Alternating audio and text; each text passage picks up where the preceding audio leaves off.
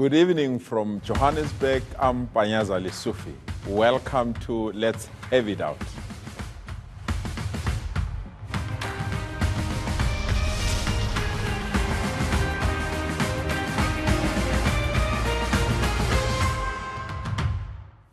Tonight and every weeknight here on NCA, a variety of newsmakers will get their chance to host this program.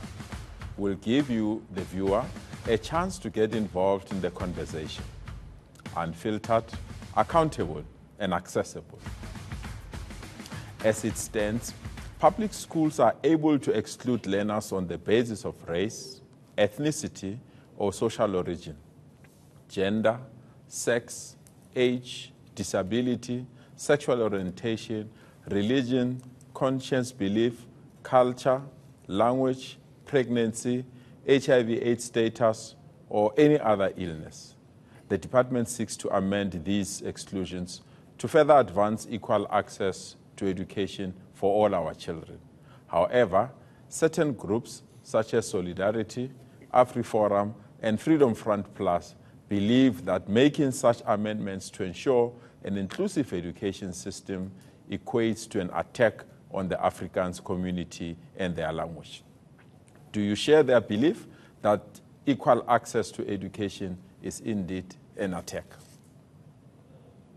You can be part of this conversation. Use the hashtag LHIO on social media or WhatsApp us on 082 884 6370. I'm now joined in the studio by Solidarity Deputy CEO, Mr. Werner Human, as well as Freedom Front Plus Gauteng Leader, Mr. Jaco Mulder. Good evening, gentlemen, and thank you for agreeing to join us. Thank you, it's a pleasure. The intro, do you agree with it or not? MEC, not at all. I think the good starting point would be to talk about the preamble that you give. Yeah. I believe the grounds that are already mentioned are already prohibited by the Constitution already. Yeah. It's not as if these questions are asked in a vacuum. We have a Constitution which is post-1994. We have national education legislation which is post-1994. And we believe those grounds are already prohibited. And we do not believe the schooling system that we have today is discriminatory per se.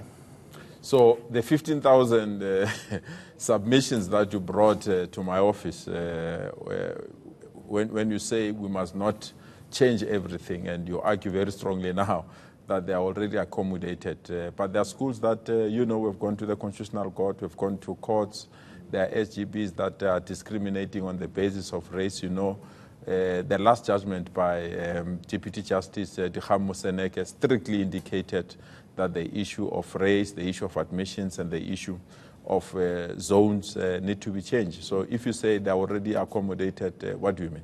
They're already in existing legislation. Yeah. And what we also said, we also have the FF judgment. Yeah. So our position would never be that access to education should be denied. What we are saying that when we look at the Constitution, there's a balancing of rights. What the FF judgment also showed us is that language rights have a place, but it's rights that need to be balanced. Questions of access and questions of language or language rights that need to be balanced. And that is actually what we are asking for. We're not going wholesale one side or wholesale the other side. If we look at the regulations also, what we find is that there's a growing, not a tendency I would call it, but there's an impression that can be created that when the state is not completely satisfied with the state of affairs, the answer would be to legislate it and regulate more, which would mean the state's power would expand.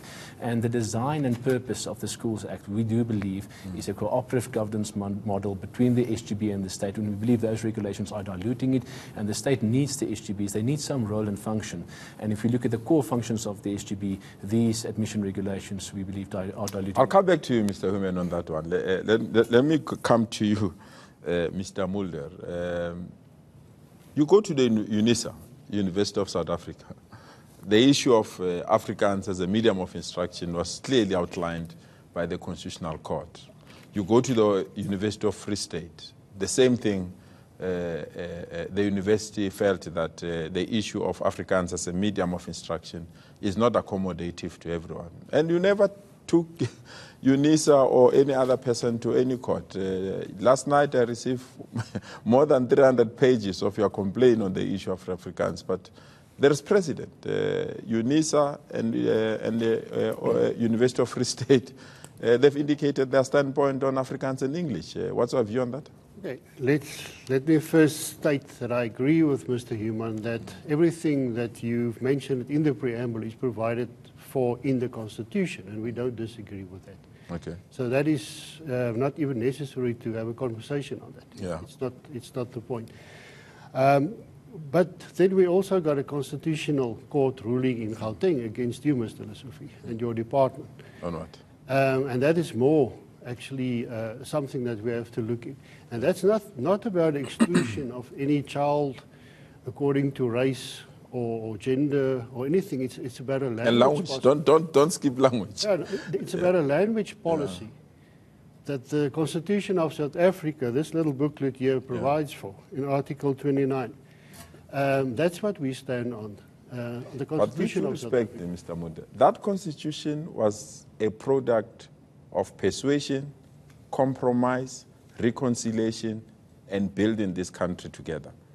But it's quite clear that those that are reconciling, those that are always forgiving, those that are always willing to build this country, are the ones that are pushed back as if the reconciliation and everything that they've done, it's turned out to be an entitlement to other people to say, you can't bring your children here if you don't speak your language. You can't bring your children here if you are going to interfere with our culture. You can't bring your children here if you are going to interfere with our religion. Whereas we are saying all these things are in the Constitution and therefore there's no need to change the Constitution. But in reality, people that are staying next to a school can't access this school purely because they're speaking a wrong language or their cut of the skin is not a correct one. Let me give you my view on that. I served on the portfolio for education in Gauteng for a couple of years. And I was a member of the legislature for 10 years. What I found is, and that's our opinion, is that the Gauteng Department of Education did not succeed in building enough schools, sufficient schools. I must recognize that we've got a huge challenge in Gauteng because of the large number of people immigrating into the province. And it's very hard to accommodate that or to budget for that. But the Gauteng Education Department has built a lot of schools, yes, so I heard, but not enough.